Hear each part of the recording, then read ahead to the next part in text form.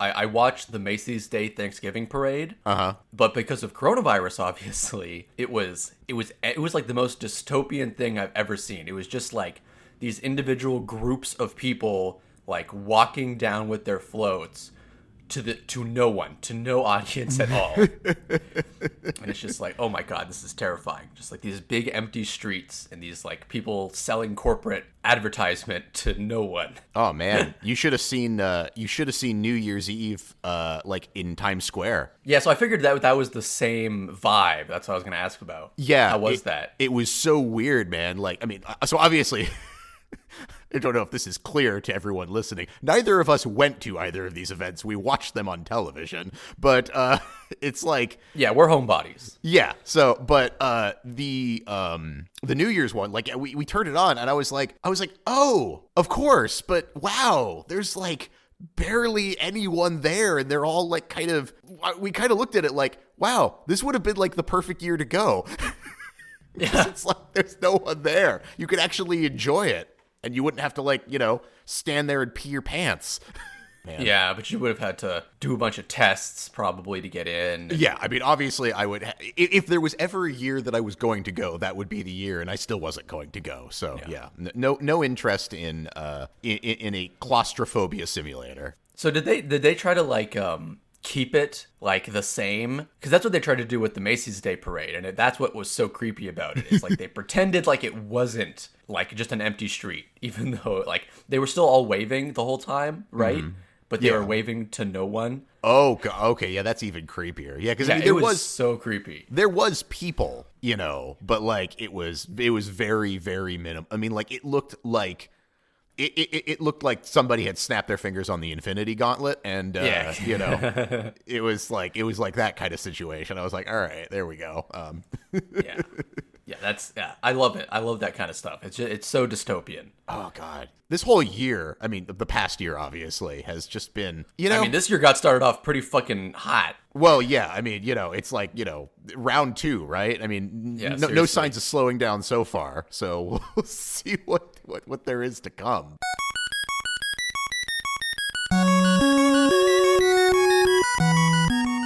So I'll say hi to all the new listeners. Like, holy crap, man. Like, yes, hello. Yes, there, and for the first time, I feel like I'm actually saying hello to somebody that's actually out there.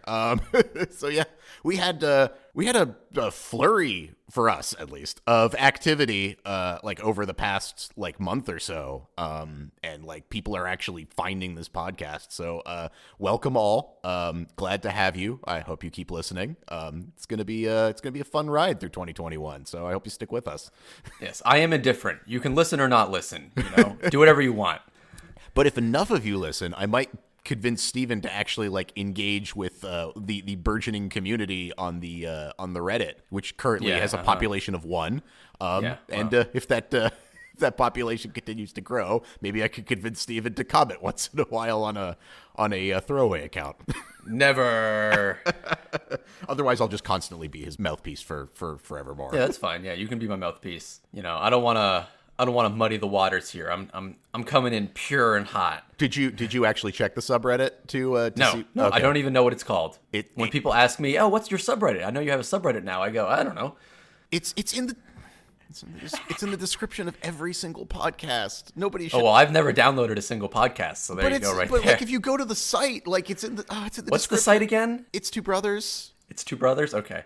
I mean, it is literally it's2brothers.com, right? It's Two Brothers. Okay. Yeah. Like I think we actually got that domain, which is hilarious. Yeah, it's 2brothers.com. It's a nice site, man. It actually. Oh, yeah, there you go. Yeah, it is a nice site. Yeah, that's nice. Have you never been to the site? No. Well, I mean, I've been to the site early on, but you've improved it, I guess. I've done, yeah. And if you click on the most recent episode, right at the top, discuss this episode. It's Two Brothers Podcast. r/It's Two Brothers Podcast takes you right to the Reddit, man. It's beautiful. Oh yeah, right there. It's Two Brothers. Well, I don't want to open it. I'm closing it. I didn't even look at it. Can you guess, by the way, which episode somebody was commenting on? The beer episode. No, it's the RPG episode. Yeah, of course. Yeah. I mean, that's what we need to do, man. We need to do those controversial takes. That's how you get listeners. You're really trying to like box me into like having to include it so that the continuity makes sense. But I'll just include a bunch of really like choppy edits and just like ride it out. Oh, that's fine. No. Part of the continuity is that you cut things that are part of the continuity. See, it's a meta narrative. Honestly, I think I might keep just that part in so that people have really no idea what's going on. Yeah, exactly. Yeah, perfect. Yeah. You think these podcasts are what, like an hour and a half? Yes. They're actually like 3 hours. Yes. It's like 10 hours of just Steven ranting and raving, and I have to cut out all of it. Yeah, to make me sound even a little bit reasonable, which I'm not at all. Yeah, and this is what we're left with. Yeah. Oh man. But actually, yes. You mentioned, by the way, what is the name of your other podcast that Oh, yeah. So I want to say thank you, Jason, for being so good at like keeping up with the podcast and editing it and presenting it. Because the D&D podcast I'm doing, which is still nameless, we recorded a whole season of episodes, only for all of those episodes to be lost because our editor has shitty internet. Oh no! So we're starting a new season now with a new campaign, and we haven't even gotten an episode up yet. So it's just like, oh my god, I wasted like a month of recordings for absolutely nothing. Oh no, dude, that's terrible. Oh yeah, god. It's like, it's not really anyone's fault. Like, it's just one of the guys lives out in the boonies, and it's just like, it happens. Yeah. Well, I mean, that happened. Like, god damn it. That happened with us in our first I mean, like, obviously our first episode went up, but I've lost the original recordings to that. Like I moved some stuff around in a folder, not realizing that that completely and utterly like breaks the files, and they're ruined now. So only the actual edited audio remains. So I mean, oh well, right? I guess maybe I have the emails of the original. Yeah, exactly. You still at least have that stuff. I might have those. So it might be possible to salvage some of the other stuff, but yeah, I mean, so our first episode is basically, I could never go back and release a director's cut if anybody ever wanted that. But so yeah, it happens. But yeah, you'll have to let me know, because maybe we can do some little like cross promotion. I would love to do that. Beautiful. One of the people on the podcast is a Twitch streamer, so there's already cross promotion in the D&D podcast. So we would be getting like double cross promotion. That would be fantastic. We got to create the It's Two Brothers podcast cinematic universe. Yes, yeah, exactly. How was your New Year's and stuff? Oh, other than, dude, it was. I mean, you know me. I like to cook, and boy, did I, man! Holy shit! Like, so I made. I actually did. I don't remember if I sent to you, but I made homemade pot stickers. Yeah, you did. Yeah, dude, I got those. Dude, those looked really good. Dude, they were so good. It was incredible. And then, for Christmas, so like, I didn't get to some people in time, so I basically just asked for Amazon gift cards. But one of the things I've been eyeing for a while, and I finally closed the deal on, is a takoyaki pan. You actually got one of those. I got a takoyaki pan, and gotta say, man, they're fantastic. So good, just like I remember when we went to Japan. So very happy with those. And actually, last night we made dessert takoyakis. I made like some crepe batter and filled them with like little mini Reese's cups. Yeah, of course. Yeah. Dude, I mean, that sounds good. It was delicious. It was unreasonable. Felt so full afterwards, but yeah, it's good stuff, man. And other than that, yeah, I mean, I got my new clicky keyboard, which apparently Steven can't hear on the mic, which is unfortunate, but clicky keyboard, so very happy about that. What else did I get? Did I get any other excellent gifts? I'm actually, you know what? I'm still waiting on my gifts from the parents, because they're at their house and their gifts are at my house, and we haven't actually been, because of the lockdown here, we actually haven't been able to see each other. So our gifts we're still waiting to do Christmas. But yeah, I mean, New Year's was, New Year's. Yeah, I mean, we watched TV. I think we finished the Ghost in the Shell episodes over New Year's that we were trying to watch, because we've been plowing through. And I guess that's a nice little segue. We were plowing through we had watched all of Standalone Complex, and we were trying to watch all of the movies, all of the ones that are worth watching, because I think there might be like one that's like from the newest series that like nobody likes, and I don't think anybody likes the newest series either. But we watched we've watched all of Standalone Complex. We watched the two original movies, so Ghost in the Shell and then Innocence. Yep. And then we watched all of Arise, which some people don't think is good, and I'm kind of on the fence on. That's the movies. That's the OVA series, right? Yeah, that's the OVA series. Yeah. People, I watched that. Yeah, people are kind of on that one. And then there was a movie on Ghost in the Shell, the new movie, I guess, which was like off of that continuity, which again was okay. You know, like I feel like it's kind of like the Black Album of like for those Metallica people, it's like the Black Album, series. It's like some people are like, that's the last good one, and some people are like, that's the first bad one. Yes. Yeah. It's interchangeable. Yeah. But so actually, what did you watch prior to coming into this episode? I just watched the original movie again. I mean, I've seen all of it. Yeah. Right. I've seen. Yeah, just as a refresher. Yeah. Actually, I just watched the original movie as a refresher, which, I mean, that movie's amazing, obviously. It is. It's really good. I mean, I will say that after having watched all of it, it's probably mostly my like nostalgia goggles on, but like, I mean, I obviously like Standalone Complex for me is just like like that's the best one for me. First gig, right? This first season. Yeah, I mean, honestly, even second gig was pretty good. I think first gig was better, but second gig was pretty good as well. But I mean, we watched those, years ago when I was in high school. Adult Swim. On Adult Swim. Yeah, I mean, it's going back to the Adult Swim days. And so it's just like, it's the same thing where it's just like, I've seen this stuff way back when, and I don't think I saw very much of it because, like, I mean, in rewatching it, I remember very little. So, but yeah, I mean, the original movie, like, it's the original movie is a little bit strange for me going back, just because it's a little bit of like almost like an uncanny valley, just because I didn't see it first. I don't know if Uncanny Valley. Well, yeah, because it's like all of the characters are like drawn sort of slightly differently, and everybody, like, I mean, I think it's all the same voice actors, but it's like everybody, it's like everybody just feels a little bit like off to me. Oh, that's interesting. I would say they feel more off in like personality than visuals. Like for me, the visuals are great. I don't really. The Major looks different. Major looks different. Major always looks different. Yeah, but fucking like Bato is a little more serious. Togasa is a little more, like, everyone's a little more serious in the movie. Yeah. The anime, they kind of get a little looser. You see them, joke around a little bit more. And that's not as present as much in the movies. I think that has something to do with it. They're also a little bit further along though in the anime though.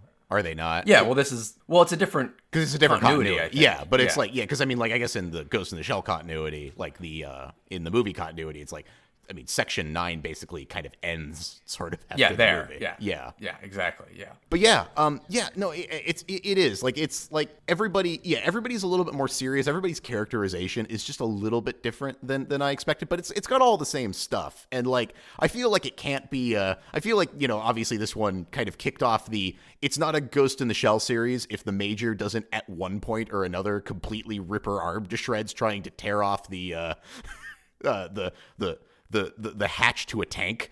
Does that happen in the anime at all? I'm pretty sure it happens at least once where she's like pulling up the hatch to a tank and like is pulling her arms apart. I know it happens in Arise, and I'm pretty sure at one point or another it happens in Standalone Complex as well. Yeah, so Arise is like, Arise is just referential to the original. That doesn't surprise. I don't feel like the anime would have done the tank ripping sequence. I feel like it has too much respect for the source material. Maybe I'm wrong, but I could have sworn at one point or another it might have not been the tank, but she did do something at one point, I'm pretty sure, where like she's ripping something so hard that her arms are coming apart. Yeah, it's like there's a 2017 spider tank from the new movie where she does that. Yeah, well, that scene is a direct like. Oh, and that's actually from the live action movie. Oh my god. Oh god. Yeah. Wow. We won't even discuss that. Yeah. By the way, for those of you who are listening and are completely lost, no, we are not talking about the Scarlett Johansson Ghost in the Shell. That's not the one. This is the anime only discussion here. Yeah. No live action. Oh my god, I'm looking at a page where it's comparing the anime to the live action stuff. And just like Bato's eyes in the live action look so fucking hilarious. Oh god, I gotta look at this now. Yeah, I'll let me open it and send it to you in the Discord here. Live action Bato. Oh my god, dude. That is hilarious looking. He looks like he's like, I don't even know how to describe what that looks like. Just like he has these two, like Bato, like they're these like lenses in his eyes, but like it looks like he's like someone's replaced his eyes with like gumdrops, like black gumdrops. Oh god. Oh, it looks so. Oh no. That's so bad. No. I had never seen that before. That is so horrible. Yeah, that's not the best. And it's like they don't even have his correct haircuts. Like they gave him like a fucking like cropped like pompadour haircut, but it's like no, he is like his hair is like back. Yeah. Well, he's got a ponytail, does he not? Yeah, right? Yeah, I think so. I think that's right. I didn't want to say it, but yeah, no, Bato's got a ponytail. Yeah, okay. The only person who looks right here is fucking whatever, the leader. What's the guy's name? Oh, Aramaki? Aramaki looks okay. He looks like Aramaki would look like in real life. Take a look. Yeah, let me just give you the actual. Yeah, no, I mean, yeah. I mean, he has a reasonable haircut. Yeah, he has a reasonable haircut. Yeah.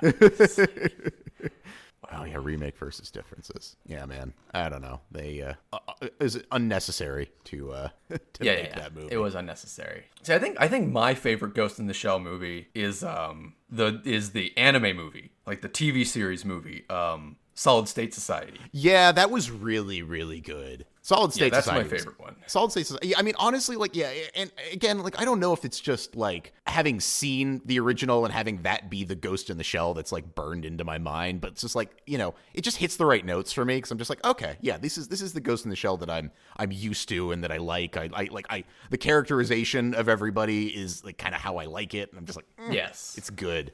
But you know, so this kind of gets, you know, to our topic, you know, that we were going to talk about, which is, yes, we did already talk about Cyberpunk, but I have finished it. Oh, hell yeah, you finished it. What endings did you do? Yeah. Okay. So first of all, spoilers all at this point. Spoilers. Yeah, and then turn it off now. Yes, and then the other thing, and I did write this into the description, but I will say it now because I know Steven doesn't watch the episodes or read the descriptions. Nope. I'm an idiot. I was already in part 2. What I was describing as the prologue was the prologue and all of part 1. Oh, okay, yeah. Well, I knew that when you were talking about it, but it was just like, okay, sure, like you don't know yet, I guess. Yes, I'm sorry if I confused anybody. I certainly confused myself. For some reason, I thought that the prologue was all the way up to Arasaka Tower, which of course it was very much not. That's like, yeah. But honestly, though, here's the thing, right? I mean, so it's not. It's the end, right?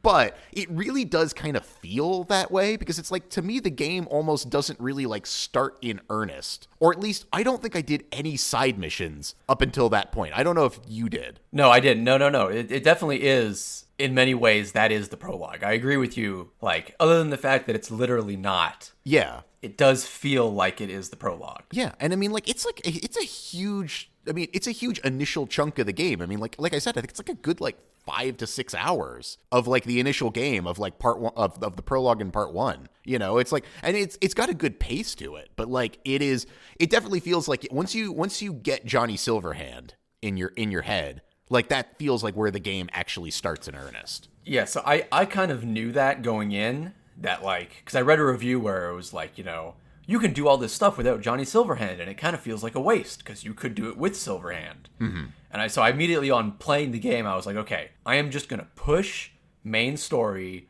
until Silverhand shows up. Yeah. And so like I only spent like an hour or two in the prologue, right? Prologue and part 1, or? That's what I mean, yes. Oh, wow. Until, yeah. You went like, that fast? Okay, you must have. I just did. I was like, everything I do here that isn't main story content is like making the game worse for me because it could be a thing where Johnny Silverhand shows up. Yeah. And that's what I want. Yeah. So you spent a lot of time. You're like, so you just wandered around Watson for a long time? How did I spend 5 hours? Yes. How did you spend 5 hours? Well, are you sure you only spent, or did it just feel like it? Because I mean, like, I don't know, how would you plow through so hard in such a short space? So what exactly happens before that point, right? You do a mission with the metalheads. Yep. And then you do it. Well, actually, okay. How did that mission turn out for you, though? Oh, I played Corpo, right? So I sided with the corporation guy. That honestly probably sped things up quite a bit for you.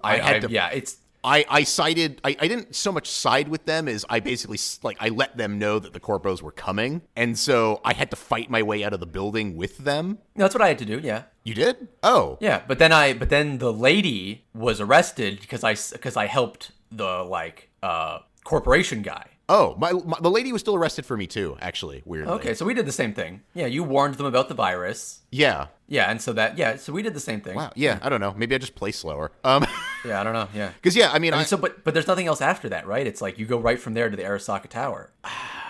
Right? I mean, there's no and there's not you can't leave Watson to go do side quests, so all you have is Watson available to you at that point. That's a good question. Because I feel like just like the prologue itself took me, because the prologue is you do the mission to get the whatever the hell the metalhead the girl out of the bathtub.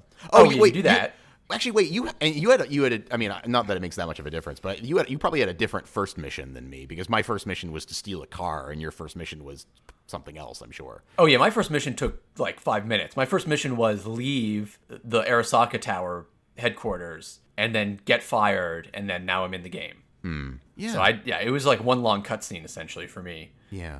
So we got that. Yeah, it's the Ripper Dock, the ride, pick up the information, the heist. Yeah, I don't know, man. I mean, it felt like I felt like I also tried to stealth my way out of Arasaka Tower.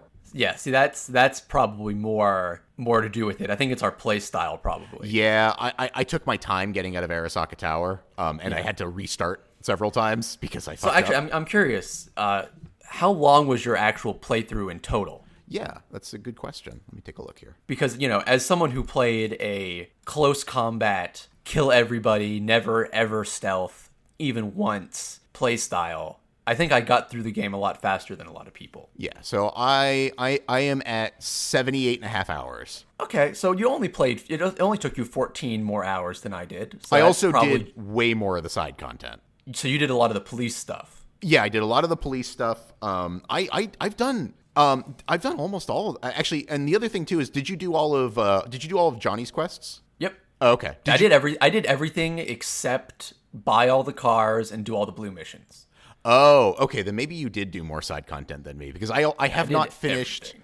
I have not finished doing what's his face, the other guy, Johnny's bandmate. Yeah. Okay. Yeah. That's a weird one because you don't get it until really late in the game, and then you have to wait. Yeah. A full week to get the quest. Yeah, and that's where I'm at right now. I was like, oh, I'll just do this later, and I just haven't gone back to the game yet. Yeah. So and actually it's funny, where I had stopped, where we had talked about the game last time, I thought that there was going to be a lot more game left. Mm-hmm. There was not. I was 3 missions away from the end.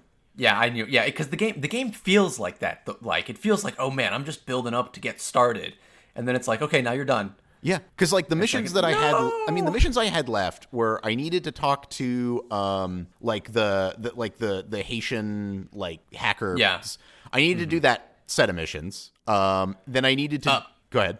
I mean, so there was a set of missions there for you. Yes. So you worked with them after you did the dive and met the AI. No, I killed them. Oh, okay. So you did kill them. Okay, so I did kill them. Yeah, but I mean, there's that's what 3 missions, because it's you have to go in, clear out the mall, and then you have to. Yeah, that's right. Yeah. Yeah, so it's there's I think 2 or 3 missions in there. I'm curious if there's a bigger plot if you help the FBI guy at all, because I immediately just knocked him out. I was like, I don't care. I'm working for the Haitians. I don't care what you have to say. I'm gonna punch you in the face. Yeah, me too. Did the same thing. Yeah, we had a very similar playthrough. Yeah. Oddly enough, it's almost like we're brothers or something. I know, it's 2 brothers. It's 2 brothers. And then I had to do the mission for what's his face. It's been a month since I played the game, so now I don't remember anybody's name. But the dude from Arasaka that you're helping out, Takamura, yes, Takamura. How could I forget? So you have to. How could you forget? How could I forget? So I got to help up. So I did that mission where you have to help Takamura, get the lady from Arasaka. Yeah, on the float. That was such a visually stunning mission, and I wish that like it wasn't like timed in the way it was. I don't know how timed it actually was, but like I really wanted to just like hang out in that scene for a while because it was just like really like good looking. You know, I was just like, oh wow, with like all like the festival going on and the floats going overhead. I was like, this is cool as shit, man. So, but yeah, so I had that one. Although that mission before then, you had to like infiltrate the float, and I did that. So I had that mission, then I had the actual floats where you had to like do all that, and then I did that mission, and then it was like the end of the game, and I was like, and it's immediately the end of the game. I was like, shit, man, I thought I had way more to do, and I mean, well, I don't know why I'm complaining. I was 60 hours in, I think, at that point already, or close to it. Maybe not quite. I think I was 50 hours in or 40 hours in.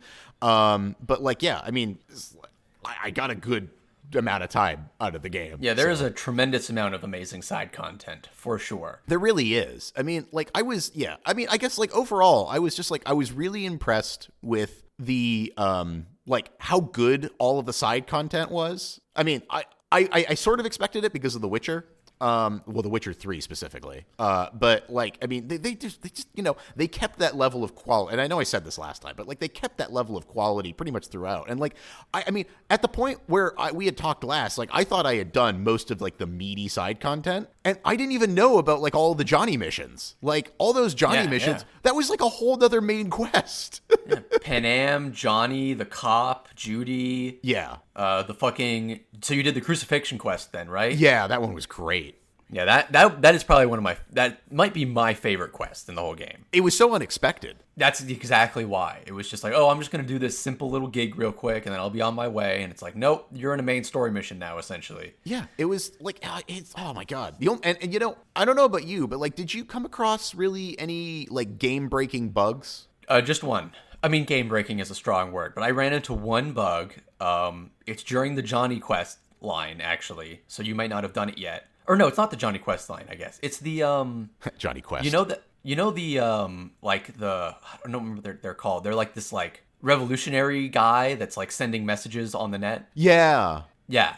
And you like try to track him down. Yes. That quest line broke for me a little bit, and I had to do some finagling to get it to work again. Got it. Okay. So you have a hacking deck in your character, right? Yes. I did not. Oh. I was doing Berserk. Yeah, so you couldn't actually... Yeah. Yeah, and so it's like, you need to hack this. And it's like, okay, there's nothing here. Like, it'll open the menu for hacking, but there's no actual hack you can do. Yeah. And it's like, what's going on here, guys? I mean, honestly, I might not even consider that a game-breaking bug. I mean, that might even be by design. So I wouldn't consider it a game-breaking bug, except that it broke the quest. Oh, so like you couldn't do the quest after that? Like, I had to reload, because, like, I would get there, and I would, like, wouldn't be able to do it, and so I would leave and go get the deck, and then, like, Johnny wouldn't say anything, and I wouldn't be able to continue. So, like, I had to reload and make sure I had the deck in before the quest started in order to do it, which I was able to successfully do, and I completed it no problems, but it was, like, an hour of, like, what the fuck is going on? Yeah. Yeah. The one for me is the vending machine quest, Brendan. No, that broke for you? Yeah. I know. Oh, that's such a great quest. I hope that they I'm too far because I didn't realize what was like. Cause okay, so if you don't, that's like, oh, that's so good. If you don't stick around while he's talking to that lady, it breaks the quest. Oh, of course. Yeah, of course. She never comes back, which is super annoying. And that's the exact same kind of bug I had with the hacker quest. Yeah. So there's something about not listening to dialogue that doesn't let a quest flag get marked. I'm hoping that they fix that in a future update because I'd really like to finish that quest. It's really annoying that I haven't been able to. If not, I'll just do it on my second playthrough. But like, it's just that is one of the best side gigs. I know. I was so annoyed because I was really enjoying, and like, it's like when that was happening, I was like, oh, I'm in the middle of another thing right now. I don't have time to do this. I'll just come back later, and of course it'll be there, and it wasn't.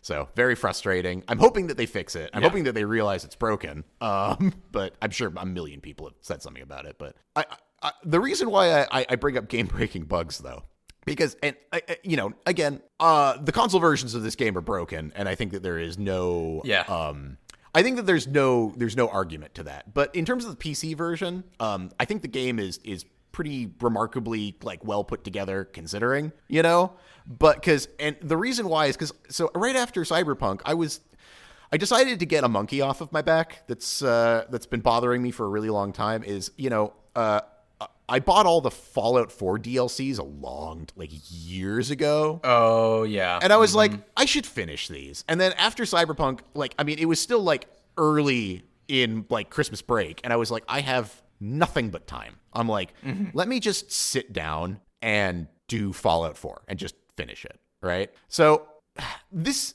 to me is what game breaking and broken game means.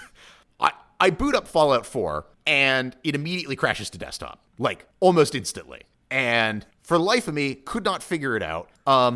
Turns out that there was an update, and they added something called weapon debris, where basically if you shoot the ground, there's gravel and shit that pops up. Well, on newer cards, on any RTX card, it's not coded correctly and has a memory leak, and it has for years.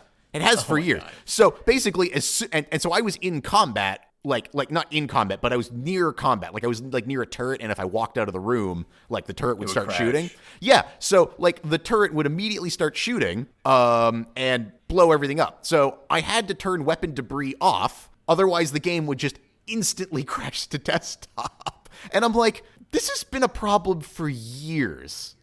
Could you not have fixed this at any point? You know? I think they are literally incapable of doing so. Yeah. And then, technically, and if that was it, I would be like, okay, whatever. It's an old game. Why should they fix this? I had to because I think I played for another 20 hours in Fallout to do all of the side content that I all the DLC stuff that I hadn't done yet. So not once but twice I had to open up the console just to get through a quest because it was broken. And not only that, one of the times I had to open up the console, it didn't even fix it. I literally just could not do, the quest was so broken, it could not actually be finished. Were you playing an unmodded Fallout 4? I was playing an unmodded Fallout 4. Well, there's your problem right there. You need the fucking patch, the fan patches for those games to work correctly. And so, when people hear, us say Cyberpunk is not really broken, this is the kind of shit that we've experienced and are still experiencing, by the way, in our lives. Is this is where the bar for broken is for me. Is I have to open up the console to fix the quests, and sometimes that doesn't even work. That's how really, really broken the game. Yeah, honestly, I would say that it's only the fact that the console didn't work that would make it annoying for me. Yeah, I mean, it's if you could still fix it with the console, I would even hesitate to still call it broken. Just I'm used to that. That's fine. I open consoles in games. That's something you have to do occasionally. That's just how bad it is, So, and by the way, that for me is hilarious. I've, the new Elder Scrolls is going to come out one day, and I'm going to probably buy it on launch day, of course, because I'm, learned helplessness. What else? Yeah, exactly. Yeah, exactly. Same here. Yeah. But Stockholm Syndrome is strong. Yeah, but Bethesda, man, you really... They suck. They suck. They suck. What a fall from grace. Because Morrowind was such a good game, and then, this is just, Fallout 4 was... I played, 80 hours of Fallout 4, all told now? Oh, no, sorry, 104 hours. My apologies. 104 hours of Fallout 4. But man, you really dropped the ball. So obviously Bethesda's known for its bugs, but I'm actually more curious about what you thought of the voice acting and the story in Fallout 4 compared to Cyberpunk. Oh, dude, that was the other thing I was going to say. What a because I remember enjoying Fallout 4. I played 100 and when I stopped off, I had played I played a decent chunk of Fallout, So, to me, I was like, oh, okay, I like Fallout. It should be no problem getting back in. It was so rough, man. It was so rough going back to Fallout. It took me pretty much because I started with the Nuka World quests. And it took me probably about halfway through those before I started even enjoying it again. Oh, wait. So did you start a new playthrough or did you continue a playthrough? No, I continue to play through. Yeah, going raw into a Bethesda game is just I don't know about that. That's just continuing a Bethesda playthrough always just seems like you're going to not enjoy yourself. Yeah, it took me a long time to like get back into like the mindset of it. Exactly. But like I didn't want to start over because I was just like, fuck it, I don't want to start this whole thing over. This is like too much work. I was like, I just want to finish these quests, you know, like I just want to see all of the content that I paid money for like 4 or 5 years ago. Yeah. So I did it, and like honestly, like it just like it felt so limiting because it's like, I mean, it's just like it's shoot a guy, like that's the game. It's like you just got to go and you got to shoot a guy, like, and like after like because when I stopped off at, you know, like Cyberpunk, like the last time we talked, like since then I learned a whole bunch of new mechanics. Like for instance, I'll tell you something for your hacker playthrough so that you know this and you don't have to figure it out like 60 hours into the game. You can, when you hack the cameras. You can hack cameras and you can look through them. You can use that to then hack people. Yes, I did know that. That's the coolest fucking thing. Holy shit. Like I was like going through and like I was like, oh, there's a guy in that room. I need to take him out. And then I was like, wait a second. Tab. Oh my God, I can hack him. I can hack him from like 3 rooms over through the cameras and like kill him. I was like, this is the coolest fucking shit. I learned about that a different way than you did, though, which is interesting. Okay. Because I'm a blade slashy man. Yeah. I would be running through a level and suddenly I would start getting hacked. Yeah. But nobody would be around, and so I learned just like, oh, they're hacking me through the cameras. Just like I need to go fucking like just sprint past these cameras so they can't hack me. Yeah. So I knew I didn't. Yeah. Yeah. I mean, like, it's very cool. Dude, oh my God. Like, you know, I didn't, like, I knew that Cyberpunk was, like, good. Like, I knew, like, that it was really good. And, like, that I was really enjoying, like, and I was just having, like, a fun time with it. But then going back to Fallout, I realized, like, how much more fun it is than so many other games that I played recently. Like, it's just, like, you feel so good playing it, you know? Like, yeah. Oh, yeah. And actually, I'll do you one better. Yeah. I went back to New Vegas. Oh, Jesus. Yeah, I went back to New Vegas, and actually, I'm going to do a little cross-promotion here for something called Viva New Vegas. Okay. Which is a website where I guess it's one guy, keeps, like, an updated list of, like, bare bones mods that you can use to update Fallout New Vegas to make it, like, playable in the modern day. Mm-hmm. And so, like, it's bug fixes and stuff and, like, rebalances, but it also adds, like, Fallout 4-style looting, where you don't have to open a menu every time. Oh, nice. And like it makes the game feel like very modern, like as modern as Fallout 4 does. Mm-hmm. You know, for whatever that's worth. Yeah. And I'll say going back to Fallout 4, which is one of, if not my favorite game of all time. Fallout New Vegas, you mean? Fallout New Vegas. Sorry, yeah. Yeah, I was about to say, I was like, you did not like Fallout 4. Yeah. No. It pales in comparison a little bit to Cyberpunk. Really? Yeah. Just like the quality of the writing and the voice acting, some of the gameplay, just like Cyberpunk just feels a lot better. Yeah. Ultimately. Yeah. I mean, yeah, like, cause it's like, I mean, you know, you what are your options really? It's like, you can do a melee build. You can do a shooty build. Okay. That's it. Yeah. Those are your choices. Like in Cyberpunk, I mean, like, I think you could maybe get away with not even picking up a gun. Like, if you got enough. I mean, I never did. Well, yeah. I mean, like, I had blades in my arms. Well, I mean, like, sorry, not even picking up a weapon. Like, no. I think you might be able to get away with pure hacking. I'm not sure if that's the case, but I'm almost positive that you can get through the game non-lethally. Probably with the exception of maybe a couple boss fights, I would assume. Oh, I'm considering just lethally with hacking. Yeah, oh sure, but I'm saying even like non-lethal. Yeah. You might even be able to non-lethal. Yeah, and like, yeah, I mean, it's just like, oh God. You know, I mean, I feel a little... Use your words. Yeah, use your words. I know. It's like, I know a lot of people are down on this game, but like, put that aside for a second, and I'm just like, I can't help but like gush at like how good this is. And like, and I know the other thing too, and I know that you... And I don't... Go ahead. I was going to say, not even the gameplay, what you were saying is like also just like the quality of like the story. Oh, yeah. Yeah. Well, I mean, not even just that, like is like, and we'll talk about that in a second, because I mean, the story was fantastic. Like, I really, like, from beginning to end, I was very, like, I just wanted to keep going. Like, it took a lot of effort for me to not play the story missions, because they were so good. And I still want to, like, I want to just go back and just, like, exist in Night City. Yeah, yeah. Right? It's like a place you want to check out. It's interesting. Yeah. I want to check it out. Yeah, but like even like, and I know you have said many times before that graphics are a scam, but like I remember Fallout like at the time being a fairly like good looking game, like surprisingly good looking. I was like, wow, this is like, I'm surprised by how compared to like other Bethesda titles, especially. Yes, it did. Yes, it did look very, very good at release. It's hilarious how dated it looks now. Like because like Cyberpunk, like it's just like, I mean, like the fucking.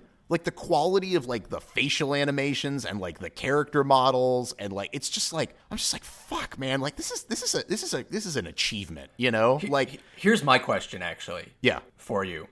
Do you think it's actually like the graphical fidelity that really makes the difference, or is it just like the level of animation and mouse syncing? Lip syncing, I guess is a better word. Yeah. Like, that's, I think, the real... Like, because when I was playing New Vegas, like, the voice acting is pretty good in New Vegas still. Mm-hmm. But, like, they just stand there, and, like, they always have the same face, and they're just, like, standing there, and there's never any emotion, regardless of what they're saying. And it's like, Cyberpunk just, like, it feels cinematic. Oh. As much as I hate to, like, compare a movie and a game together... Like, it feels like I'm, like, being involved in the emotion of the actor, of the voice actor. Well, see, that's the thing, right? Is, like, I mean, the next words that were going to come out of my mouth were, it looks like the cutscenes for other games, like, yes, but, like, in real time, Mm-hmm. Yeah, and exactly. So, like, yeah, I mean, cinematic is literally the word, basically, that I would have been using there, because it's like... But I think if the graphics were worse, like, if the lighting wasn't as good and the textures were worse... As long as those animations and stuff were still in place, that's the thing that really, like, does it. I mean, yeah. Well, I'll tell you what, right? If the... I think that's probably has to be true, because if the... Let me think about how I want to say this. If all of the graphics were identical, and then people addressed you the way that they address you in Fallout, where they just, it zooms in and they stand there, like, directly head on and talk to you... Yeah. It wouldn't... It would be... Yeah, oh god. It wouldn't be... I mean, like, it would be, like, creepy Uncanny Valley to, like... It would be bad. It would be bad. So... It would be bad. Yeah. So I think without a doubt that you are correct. I think that being said, I think that you need both, but it's... Because if you had, like, Fallout 4 graphics, but, like, the animations were... were as well done, and like the lip syncing was as well done as it was in Cyberpunk, I think that it would be better. But I think that because you have both, because the fidelity is so good, and then, it's carried forward with just really good mocap and really good lip syncing, and like also just really good, I mean, everybody's performances in that were just great. Yeah. It's just like, I mean, oh god, it's just such a good game, man. The only reason I bring up that point is because for me on my 980, the graphics are kind of Fallout 4 level. I think that if you go back to Fallout 4, you would be shocked at how much they are not. No, I'm sure. Yeah, you're right. But even then, yeah, I'm operating on like it looks like BioShock or something, right? Mm-hmm. Like that's how I would say it. It kind of looks like high graphics BioShock. Yeah, or at least how you remember BioShock looking. I guess. Yeah. Yeah. It is. I mean, it's true though. It's hard. It's one hard of those, to take those rose-colored glasses off. Well, it is one of those things where it's like I have an image in my head of how games look, and then I go back to them and I realize how they actually look, and I'm like, wow, how did I think that this looked better than this? Like, I mean, it's something that happens constantly, right? It's like as graphics improve, it's like your image and your like the difference between one generation and the next, like you think it's much smaller than it actually was. It's weird. It's a weird thing, especially going back to Fallout, where I genuinely was like, I can't believe an open world game looks this good. And now I'm saying that about Cyberpunk, and then 5 years later, when whatever the fuck comes out, I'm gonna be like, wow, how did we ever think this? I don't think we're gonna get something 5 years later. Yeah. Well, I don't know. I mean, yeah. I think that's right, because I think one of the big problems is, these games take a really, really long time to make right. Like, they made this game, and if they had released it exclusively for PC and spent more time polishing out like all the bugs and it probably would have made less money, but it would have been a much better and more polished. Go ahead. I want to take that same argument you're making, but go even further. Go ahead. I don't think it's possible to make a polished game like this. Yeah. Because of how development cycles work. Like very in a practical sense, like you don't stop development on a game to do bug fixes, right? Like at best you might stop development on the main game to do DLC development, but like even then you're still probably going to be doing like code base updates. Like, and no company is going to let it sit in that phase for a year, right? Of just like, oh, we're just doing bug fixes on the main game. It's like, no, that happens after you go gold, essentially. Well, like, in reality. And fucking, like, I mean, forget a year. Like, I mean, a game like this, you could probably... Yes. Like, I mean, it honestly, like, a game like this, like, almost, like, warrants, like, a beta. Where it's, like, send it out to a bunch of people and, like, have them, like... It's like, you can have early access to it, but we need you to beta test the game. Because it's like... Kenshi. Well, yeah. I mean... Just like, Kenshi took 10 years in alpha for it to come out, and it's still a little buggy. Right? Yeah. Like, but it's a true open world game. Like... Yeah. And in like the most direct sense, you can completely change the game world by yourself. And there's so much, like, there's less in it. Not that there's less, like... No, there is less in it. I would agree with that 100%. You know, it's like there's so much less that could go wrong in a game like that, you know? Versus Cyberpunk, where it's like they've crammed so much fucking shit into there. And like, you know, like even with all the shit they've crammed in there were some like glaring omissions, like why can't you get a haircut? You know, why can't you like change your face and stuff? Like, you know, it's, you know, weird stuff that, like, you know, that they clearly just didn't have time for, you know. Why aren't there arcade mini games? Just like that should be easy, right? Just like I should be able to play the arcade machines, but you can't. Am I getting confused with something else? Is there? I thought there was an arcade machine. I thought there was one arcade machine. Okay, I mean, maybe there's one arcade machine and I never found it. I believe but that. I might be confusing that with Control, because Control has an arcade game, and I played those. Oh yeah, okay. I'm almost positive that Cyberpunk has no playable arcade games. You know, it's like you can go on the roller coaster. Like, credit where credit's due. That's great. And like the thing is they don't know how to not go 100%. Yeah. Right? Because, like, you can ride the roller coaster, but it's not just riding the roller coaster, right? It's also, like, a story moment, actually, and character development for Johnny Silverhands. Yeah. And, like, that probably took them 6 months. And it's like a team of people took 6 months to make just the roller coaster. I mean, I guess, with all, like, the mocap and all of, like... It's like, fuck. Yeah. Like, slow down, guys. Like, you didn't need to do... Like, just let me ride the roller coaster, actually. Which is why I was so scared for this game, you know? Because it's like, they very clearly bit off way more than they could chew. Way more. And I think that the end result was really good, but they bit off... I mean, they just objectively bit off more than they could chew. I guess I do want to say, just like, I think they did the right thing in biting off more than they can chew. Like, I approve of that mindset in a game developer. Mm-hmm. Like, because otherwise you get Assassin's Creed or Call of Duty, right? Yeah. Oh, yeah. No, like, I mean, they tried to do something just stupidly ambitious, you know? Yeah. And for me, honestly, like, for the parts that I needed it to have, it paid off. I don't know if we want to talk about the story first, and then we can talk and do the things where I think that they could have done more or done better. And that's kind of why I wanted you to brush up on Ghost in the Shell, because I have some thoughts about, like, because they, you know, in terms of like the Cyberpunk like universe and themes, I think there was a lot of things that they hit on, you know, like the hacking, right? Like that's got like that. Maybe it's just because I was watching Ghost in the Shell around the same time I was playing this, but like the hacking was very much like if I wanted a Ghost in the Shell simulator, like, this was it, because it's like that whole, the quick hacking was just like, it's so that universe of just like, you know, like when like the major, like, you know, hacks Bato just to like, you know, oh, you know, I could totally kick your ass. And she's like, hack. He's like, ah, crap. I punched myself in the face, you know, like that kind of shit. Like, it's so in Cyberpunk, you know, like they've done such a good job with that, of like being able to hack anyone at any time. And it's just like, I mean, that works really well. But like, there's other stuff where I feel like there was something there that was missed. So I don't know if we want to pause on that, or if we want to talk about it now. Maybe we can... No. I did not. You know, as I've said before, I did a Berserk Mantis Blade playthrough, so I don't really remember what quick hacking. Yeah, fair enough.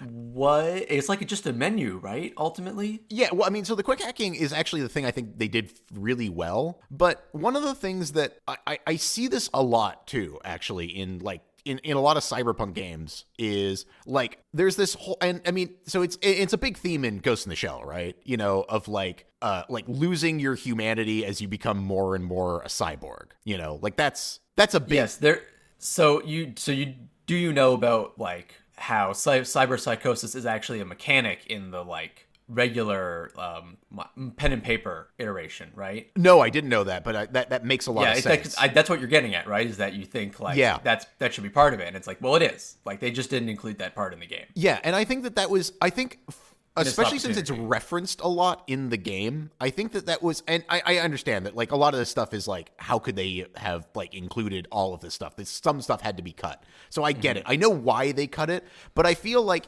with something especially like a cyberpunk universe, like, I mean, that's such a main theme. Because I mean, when you think about like Ghost in the Shell, I mean, that's such a heavy-handed theme in that, is like losing your humanity because you are, you know, it's like, how can I even know that I'm a person, you know? And they talk about, I mean, they have cyber psychos. They talk about like, oh, you know, as you get more chrome, it's like, are you know, really like even like human anymore? And it's like, but then like there's that ludonarrative dissonance of like, but then you could just chrome the fuck up with no consequences. Like, I feel like there was something missed there in terms of theme of like, you know, there should have been more consequences for like augmenting yourself. You know what I mean? Yeah, that's not something I really thought about when I played the game. So I'm trying to like think about what my actual opinion is. Let me bust out my argument on this, because I think sure, go for it. I thought this is the one note that I took that I really wanted to talk about for this, so I'm gonna go for it.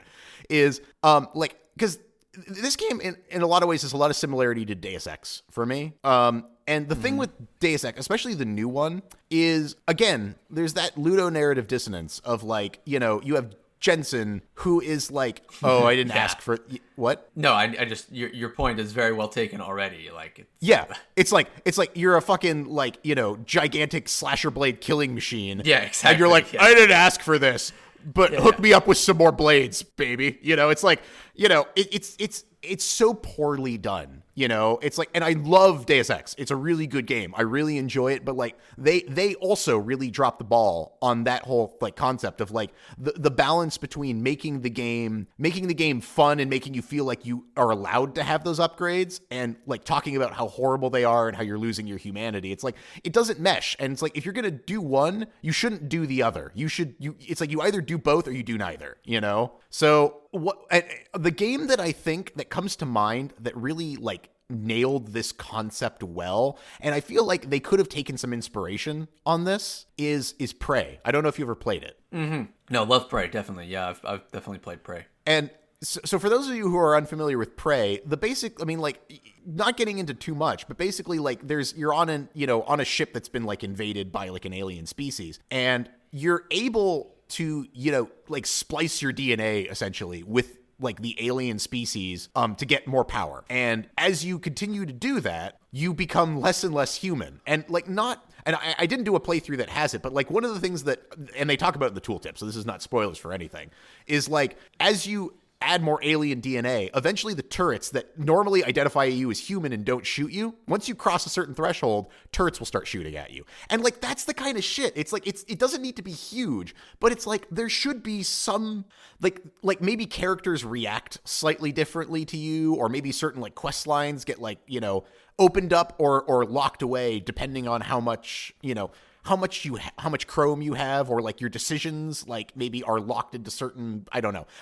Like, but like, I feel like having some type of consequence for getting augmented, like, would have gone a long way to making the themes of the game match up with the gameplay a bit more. So that's if I was gonna criticize the game on anything, it's that of like paying lip service to this whole like, you know, like idea of like, you know, transhumanism and the problems with it, and then not doing anything about it really. Yeah, I agree completely, honestly. I think it's just like kind of how CD Projekt Red writes their characters, and like they never fully like give you an open book, like a silent protagonist-esque character, which is what these games like really need, in my opinion, right? Especially because they're purposefully going for a an open world version of the oh god, what's the genre? Immersive sim. Immersive sim, thank you. Yeah. It's just like, because it's an open world immersive sim, like, you know, Prey is obviously an example of a true immersive sim game, right? Yes. Like, in the very realist sense, it's like, you know, you are in a space station that you can just manipulate in any way you choose, including yourself. Mm-hmm. So Prey uses, like, a character that is truly just, like, you know, even though there's an established character, you're able to act in, like, literally any way you want. Mm-hmm. But, like, Cyberpunk, you know, CD Projekt Red in particular does not, like, have that philosophy when it comes to main characters. Yeah. And it's just, like, I think it's a weakness of their game development, like, of the way they write. Just like they don't know how to like get out of just like putting a little bit too much of themselves into their character. It's funny you say that, because I know you made that same argument for The Witcher 3. Exactly, in our infamous episode. Yeah. But you know what, man? Turns out you're not alone. You're not on an island, because I was browsing through r/True Gaming. Oh god, dude, that place is so fucking like toxic. Well, guess what? Somebody posted, Cyberpunk, is it an RPG? Oh yeah. Yeah. I mean, I wouldn't call it an RPG. I was like, is it Steven? Yeah. Is it you? Is this your Reddit name? I do not post long gaming arguments on Reddit. Yeah, but it's like it literally it may as well have been the words straight out of your mouth. So you are not on an island in believing. I feel bad though that it was a poster in True Gaming, because that place is the worst. Yeah, man. Well, it's where we got a ton of our views. So hi, True Gaming. Thanks thanks for listening to our podcast. Motherfuckers, fucking elitist assholes. Got poked the hive, man. Yeah, perfect. Yeah, it'll get right to the top that way. Absolutely. Nothing pisses them off more than pissing them off. So yeah, exactly. But yeah, I guess that's the thing. Is like I just feel like that was something that was really missed in this. The other thing that I feel like, and again, this is going back to Ghost in the Shell and my comment earlier of, you know, wouldn't be Ghost in the Shell if the Major didn't like tear her arms apart, you know, ripping into like, you know, something she wouldn't be able to normally open. But like, God, wouldn't it have been incredible if you had to get chromed up if you got limb damage? Like, and again, I don't know if this was even remotely feasible, like in the context of the game. And maybe this could be like a hardcore mod for later on. I was about to say, yeah, that's probably what it'll end up being, is a hardcore mod. But like that seems like that would be such a thing for this game of like, it's like, oh, you didn't really want, you know, mantis blades. Well, it's like, well, you don't have arms now, so maybe get mantis blades, you know, like it's those kinds of things where it's like a lot like, and I mean, Deus Ex is equally guilty of this, you know, and Deus Ex is the other like high bar for cyberpunk stuff. I mean, like I've mentioned before, this game is just, you know,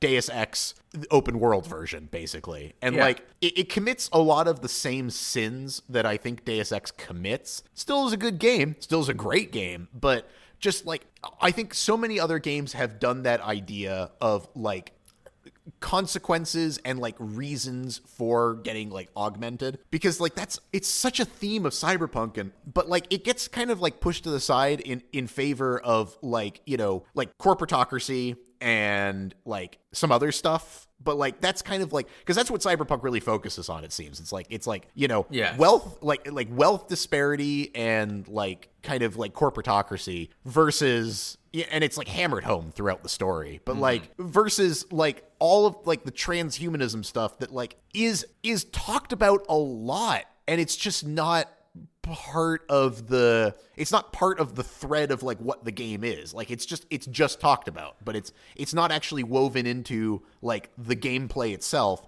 And it's just like, I feel like that opportunity keeps getting, because it's such an interesting place to go. And it's just weird that a game like Prey, which ostensibly is not cyberpunk at all, does that the best. You know? I mean, so how friendly have you been with Johnny Silverhand? I have been, I at a certain point, I decided to be very friendly with him. Yes, as did I, yeah. Yeah. Apparently too late, because I couldn't get his full quest line. Yep. Yeah, which I think is a bug, by the way. Really? I think that if you do the graveyard scene properly, you're supposed to be able to get like to the correct. I mean, honestly, those whole levels were like so weird, like the way that they were set up, like. Because people have been saying it's like you can get to 50% with Johnny and you can do his final quest, but you can't get to 60. If you get to 60, it doesn't work. If you get to 70, it works. If you get to 50, it works. Even if you get to 40, but do the graveyard scene properly, you can get it. But if you do 60%, and this is where it comes down to, I think maybe that is technically a game-breaking bug, is you can't actually. So I hope that they fix that. I hope that wasn't intentional, because it's like it seems like they really did something wrong with that main quest line. Because I tried to go back and do it. Because I did the so I guess we're gonna talk about the story now. So I did the Pan Am ending is what I did. Okay. Yeah. Is that what did you do? I did I just reloaded my save and did a whole bunch of them. Oh, okay. So you just went. Oh, okay. Yeah, I just did all the ones. I've seen all the endings. I'm pretty sure, other than the true ending, but I just watched that on YouTube, so I've also seen that. I just watched the rest of the endings on YouTube, yeah. But I did the Pan Am ending, which honestly for me felt like the that's the good ending. It felt like the good ending. It's definitely the good ending. Yeah, because I watched the other ones and I'm like, that none of those seem like the good ending. Yeah. So I do like the Johnny Silverhand ending, not the true one, but like the regular one. Yeah, that was with the kid. Yeah. That might be my favorite emotionally.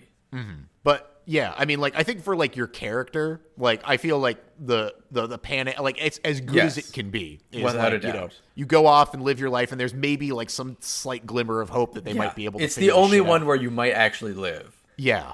So I honestly I said before that it's very surprising how far I was into the game, but at the same time, if I look I didn't realize how many quests I'd done. I thought that I'd slow walked the main quest line. I really hadn't. I'd done a shit ton of stuff, and I just I didn't even because I was so compelled throughout this entire it just felt right to do the next story mission. I'm like, oh, I should just do this next one. What could it hurt? I just need to keep going, And then I was 3 missions away from ending the game, and I'm like, how did this happen? So And I've talked before, I've struggled with that for years now of staying with a game. It's become very difficult over time to really compel me to want to play a game. Yes. I have fun at the start and I hit a wall at a certain point and I just get bored and I just don't feel like going on. And I have to make myself finish the game, which sucks. It's I don't want to be in that position because I don't like not finishing games, but at the same time, it's I want to keep enjoying them. It's part of the reason why I've stopped playing shooters, because I've realized that I don't like them anymore, even though ostensibly this is in a lot of ways a first person shooter, it's obviously not a first person yeah. I can't there's auto aim guns. Yeah, I played I think the last first person shooter that I really seriously played was Doom 2016. And I decided after that one that I think I was done for a really long time with first person shooters. And I'm still done. I don't think I've played one since, and I didn't play the new Doom because I didn't even really enjoy Doom 2016 that much. I got tired of it much earlier than the game wanted me to get tired of it. And so for me, I might be done with that genre. If Doom 2016 didn't compel me to the end to play it, I don't think I like this anymore. I don't think I want to play these games. What is it that is it just you get bored or I get bored. It's too samey. I'm go into room, kill things. It's you get new guns and the space, the skill space opens up a little bit more because it's you have to pay attention to how you're cycling through guns and stuff like that. It's what has ammo, what doesn't. What should I be using for what scenario? And it's good. There's nothing it's a good. And that's kind of why I decided I don't play first person shooters really much anymore, because if I got bored with Doom Eternal, I don't think. Doom 2016. If I get bored with Doom 2016, I don't think that I like the genre anymore, because it's probably the best example of the genre that exists, So it's 100%. Maybe I just don't like it anymore. Maybe I'm just tired of them. But the last game that really compelled me, as much as Cyberpunk did, was Disco Elysium. And it was just refreshing to really want to play. Well, actually, that's not true.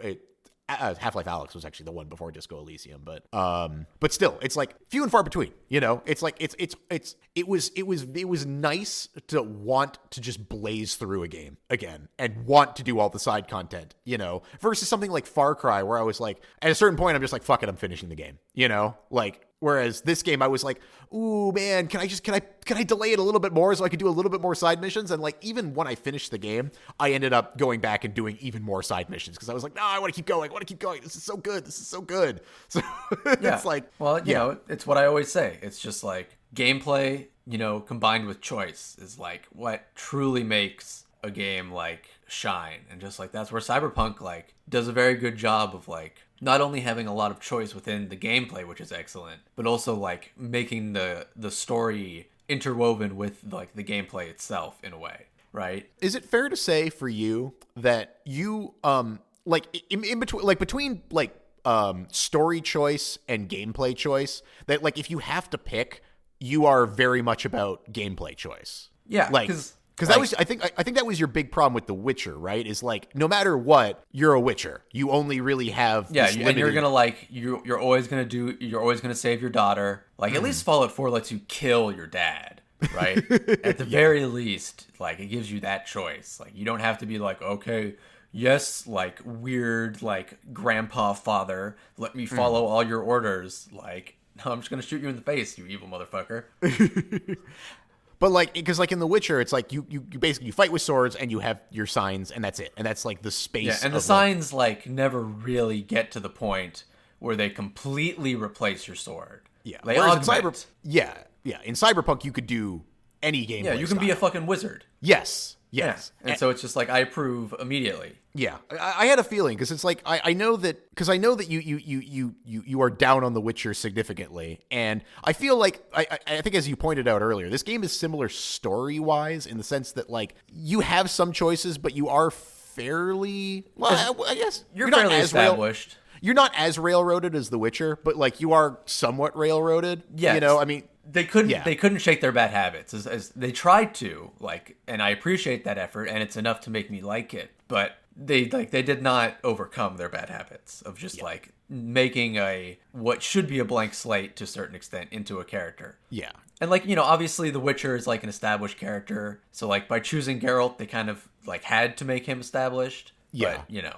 it's I think it's a bad habit. Yeah. And like, so because like in this game, gameplay wise, I think blank slate, right? There's you could do whatever you want. Yeah, you can do whatever you want. Yeah. And you know, in a lot of the content you can still do whatever you want. It's really only the main story that's like semi railroaded, but it's so well written that like I'm okay. Like I'm happy. And you have a fair bit of choice because you could, I mean, you know, like exactly, I guess yes. I'm trying to think of like who else you might want to side with that like you don't have the option to side. Like I guess there's no main quest line with the friggin' Maelstrom or whatever, like becoming a crazy cyber psycho and just killing everyone. But you know, other than that, you know, you don't have the. I don't think there's a yes man ending, which is a little bit of a weakness, maybe. Isn't? I mean, you mean like a corporate yes man? Yeah, like a corporate yes man, like take over Arasaka. Oh, well, I always feel like the corpo ending, like the the Arasaka, like trust Arasaka ending is kind of that. It's like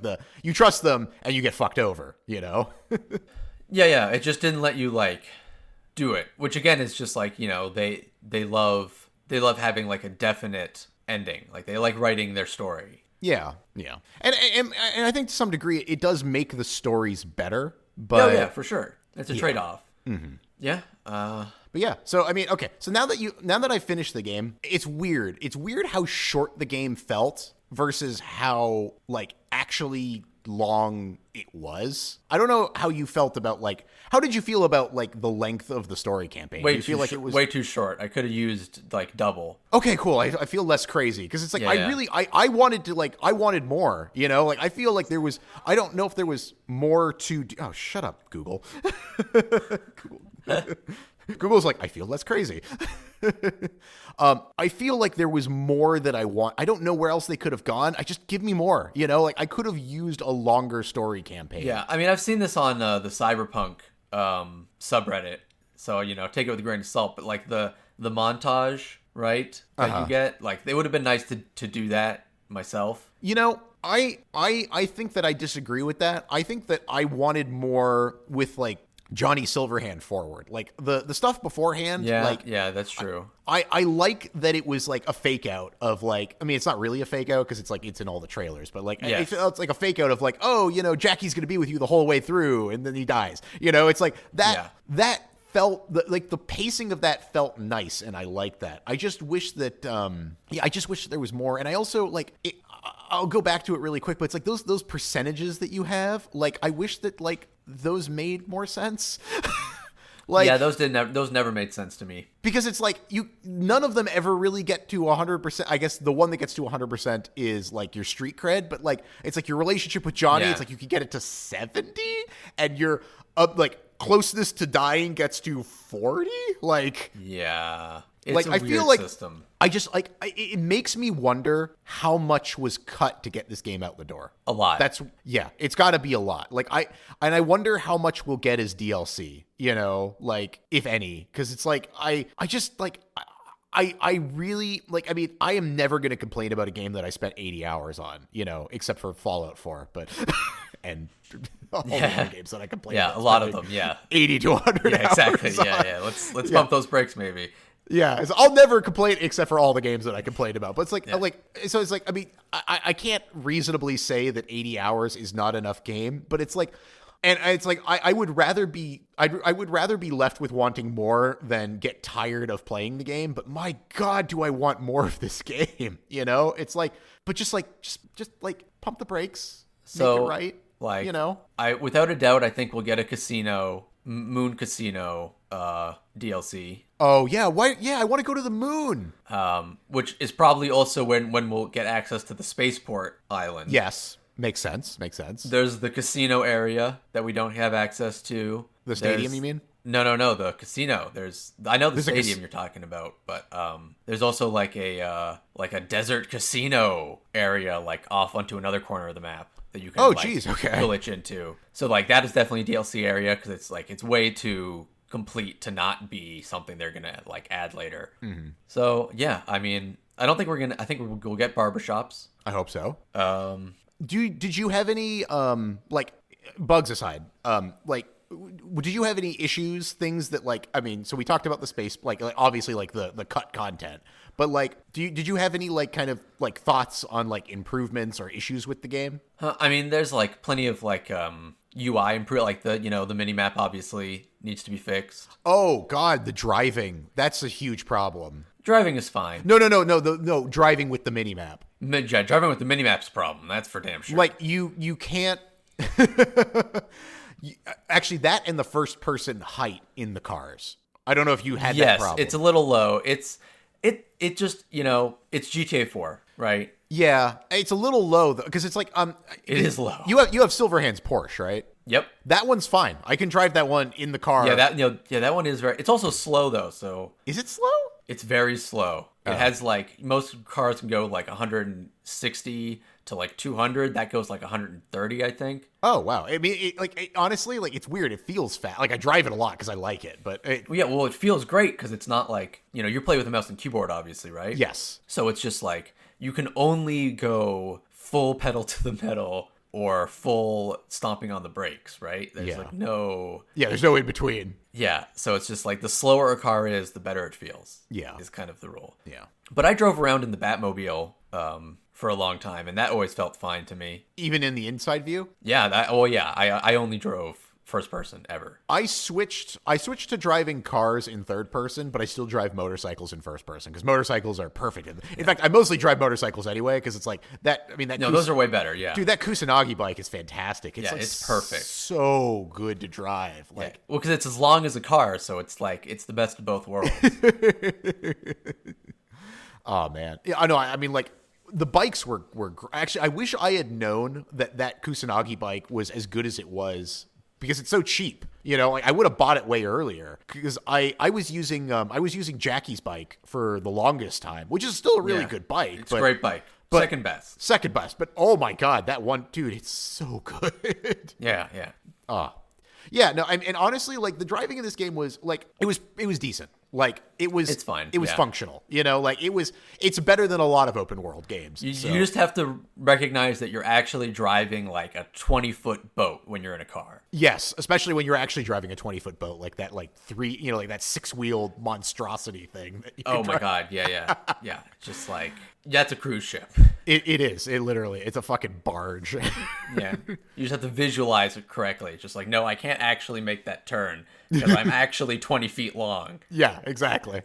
But yeah, man, I just, the world could have been a bit better, like more interactable would have been nice. Like the crime scenes that are littered everywhere, I would have loved to be able to like do something there. Mm-hmm. Yeah, other than just kill the people and pick up the like, the data chip or whatever. Oh, can you kill the cops and pick up a data chip? No. I'm talking like on the crime. You mean you're talking about the crime scene? The crime scene. I'm talking about like the blues. No. Okay. No, not those. No, I'm talking about the crime scenes that are like everywhere, and there's like just a bunch of cops around a dead body, and it's like, hey, like that looks interesting. Like, I wonder what that is. Oh, you know what else? I just realized, and this actually goes back to my shit, man. Oh my God, this would have been so good. Oh God. Send this to CD Projekt Red immediately. They totally miss. Okay, because MaxTac, right? Like you barely ever see them. Yeah. I just realized that would be an amazing fucking addition to like the game, like to make like getting really chromed up like have consequences. If you're really chromed up and people see you like doing shit, they call MaxTac on you. It's like people think you're a cyber psycho because you're like chromed up to shit and you're killing people. Like that could have been like a consequence to like getting augmented. Yeah. Or like, maybe what are they called? The med people. Oh, that was the other thing. Like if you lose like what if as you progress through the story, you could actually get better and better levels of like instead of dying, like you could actually get med tech like services. You could eventually get like platinum medtech so that you could just get like recovered if you die. Like, oh man, shit like that. I mean, that's getting into like, I mean, I agree, but like that's getting into what if territory where the sky's the limit in La La Land. I know. And it's why I hesitate to talk about almost all of this stuff because it's like, I know that I'm talking pie in the sky bullshit, but it's like, it's like those two in particular, they were such a cool idea and then they were basically not explored. And like, I'm sure they were cut, but it's just like, oh man, I could have used some more of that. Yeah, like the ability to get into a car and fly around would have been really nice. Yeah, because wasn't there like, are there flying cars? I know there were flying cars. Yeah, you can ride them. You can ride? Kind of. You can? Like, if you like glitch out and like manage to jump on top of one of them, you can ride them around the city. There's videos. You can go look it up. I gotta look that up. God damn it. Yeah, it's cool. Yeah. So, I mean, like, I really like this game. I look at this game and it looks like something with just like a shit ton of holes in it. Like just like one that like there's all these places where I knew they wanted to put something and they didn't do it. But what you are left with is so good anyway that like I just like enjoyed the shit out of it. I mean, like the Johnny quests, they were so good. The story quests were so good. Like all of like the romanceable characters quests, like they were so good. Everything was so well written and it was so well like put together. There was parts of the gameplay and parts of the story that didn't tie as well together as they should have. But like I'm still happy with what I got, I guess. Yes, no, I mean, I think they cut appropriately. Yeah, they left a good core. They did, and I hope that with the patches in the DLC that like they can explore the areas that they kind of like really dropped the like had to really drop out of the game. I mean, again, I think like looking at Witcher 3 patch history, which had a launch that was similarly rough, although not as rough as this, I guess. Mm-hmm. Although, honestly, it's hard to tell when time passes. Mm-hmm. It might have been just like I remember there being a big thing about hair. Like there was a big hair fiasco with NVIDIA hair. Oh, Hairworks? Yeah. Hairworks. Like I remember a bunch of Hairworks jokes. Like that lasted for a few weeks, right? Yeah. Oh, God. Trying to play that when I had a 970. Yeah.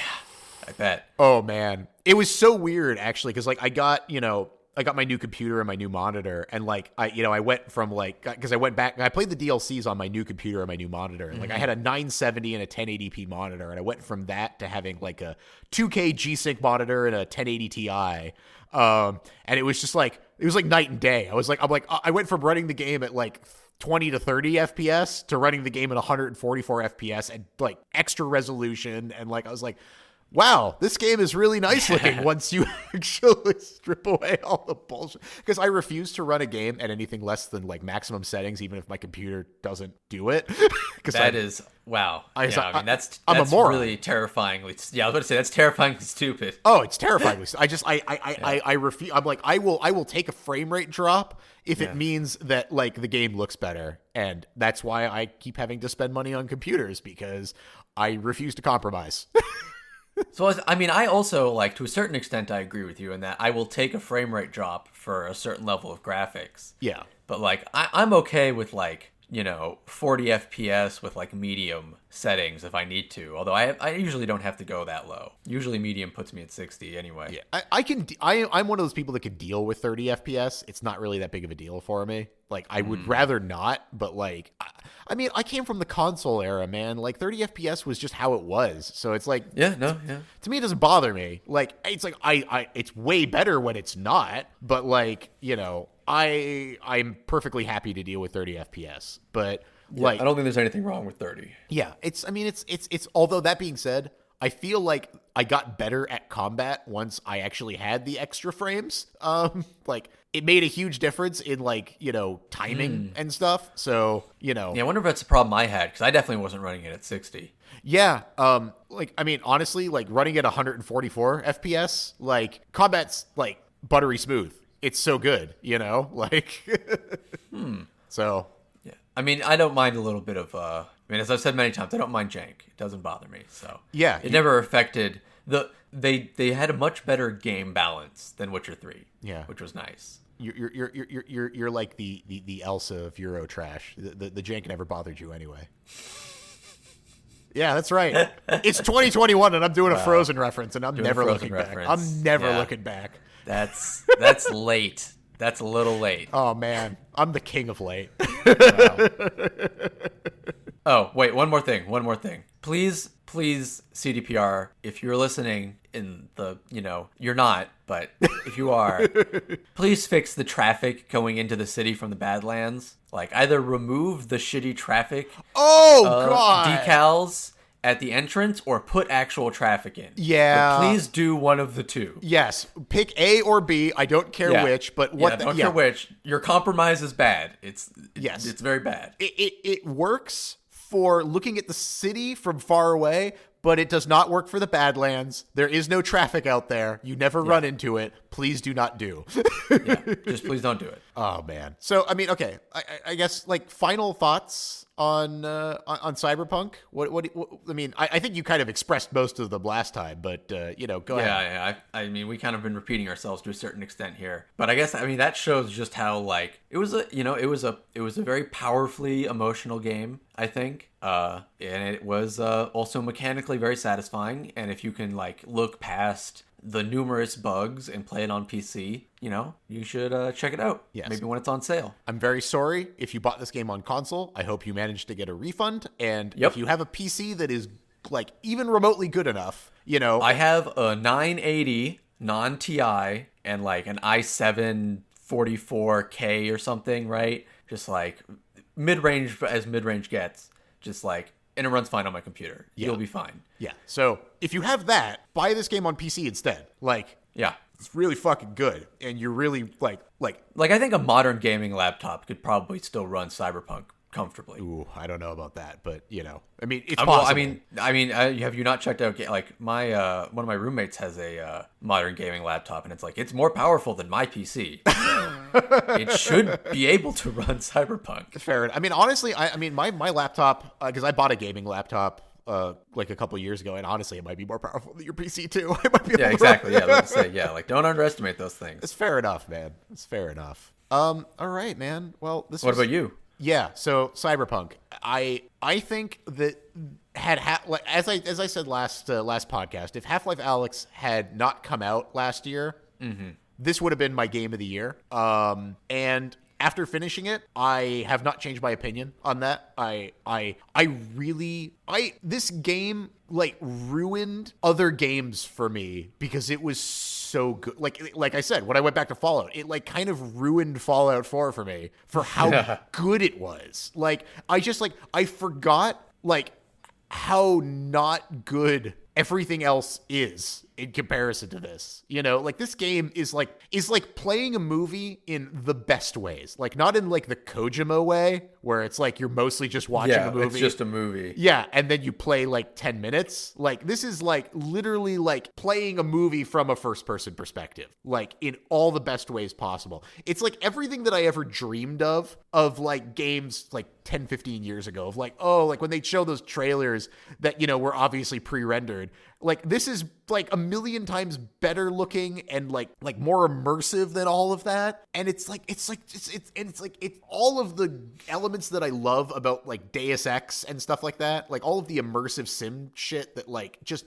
like makes me want to play video games. Like it's all in there, and it's like it's done so well that like, I mean, I am shocked that this game got made. That's really how I feel. Like going back to other games, I am shocked that they managed to create this, like full stop. Yes. Yeah. 100%. Yeah. It is the crisis of its generation. And I think that it will, I hope that they continue to patch it like enough that like it finally like gets the polish that it deserves. You know, and like thankfully, at least CDPR is better than Bethesda in that regard. They do seem to actually patch their games. Yeah, they do actually care about the products that they put out.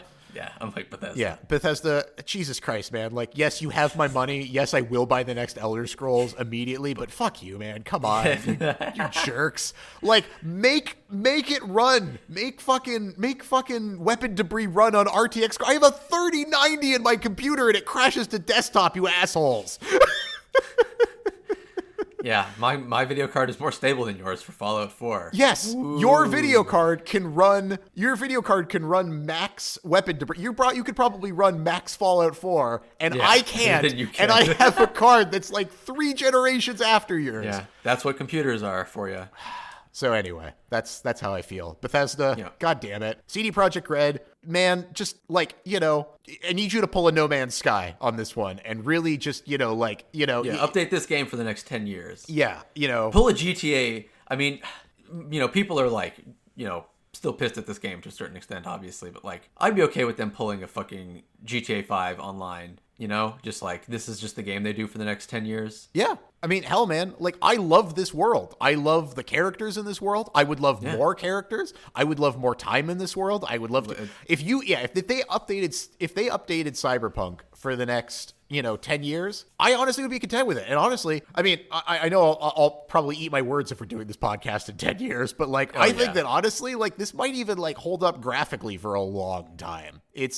This game is so far above like what I've seen that I feel like it's gonna be a while before it looks I mean, same thing with a Crysis, right? Like when I say Crysis of this generation, I'm not kidding. Crysis still looks almost as good as this game. Yeah, I mean, like this is so well done that like if you just keep chipping away at it, like, oh god, yeah. So very pleased. This is just, you know, it's gonna hurt for a long time because there's not gonna be a lot of games that are gonna do the same thing for me that this game did. Yeah, thankfully I have map games to play, so like for me Cyberpunk was a movie. Like I usually don't play movies, and like I'm gonna go back to playing non-movies for a while. Yeah, but this was a very good movie. Absolutely.